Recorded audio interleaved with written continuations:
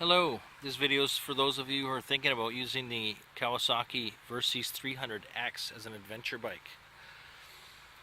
This is the one I bought about 3 weeks ago and that I built for my next adventure, and I just wanted to let everyone know the things I had to do or needed to do to make it a bit roadworthy.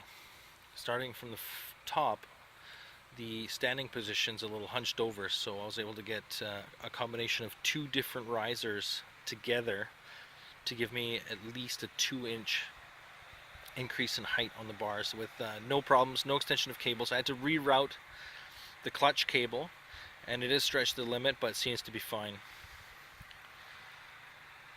Another thing I had to do was, after my first ride, realize that the front suspension is almost a showstopper.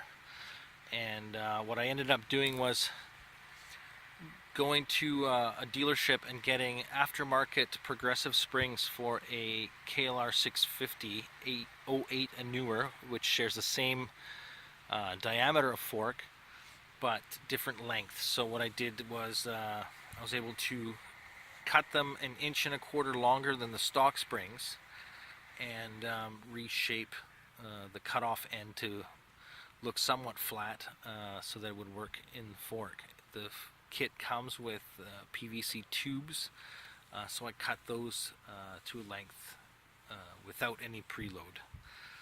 I tried 20 weight oil, which was too thick off-road, got back down to ATF on this try, and that may or may not be correct. Might be looking at a 15 weight oil, or 12, 15 if something like that exists. Might be a good grade to use.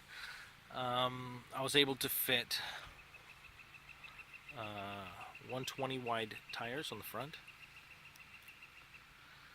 I was able to fit a 150 on the back. Both tires I had a hard time seating, and this tire, when I aired it down as a test to 20 off-road, it did fall off the beat, so I wouldn't go too aggressive with the width of the tire. Another thing I had to do was add some protection because there's an oil pan, filter, and pipes naked on the bottom of the bike.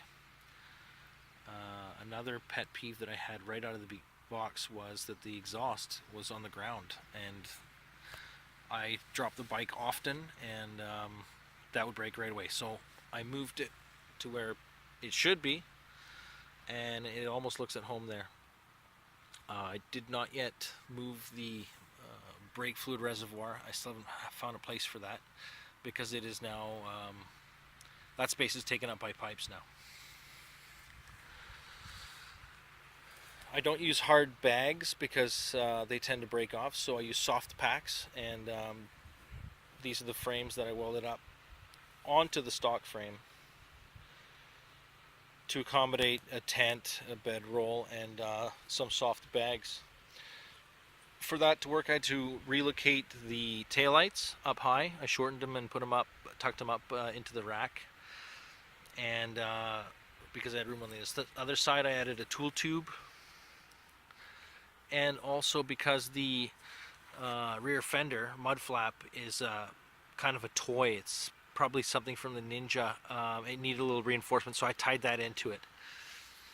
Going around the bike.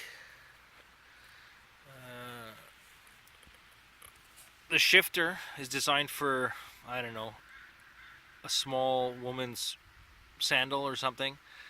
So that was bent up so that I can shift gears with my riding boots on.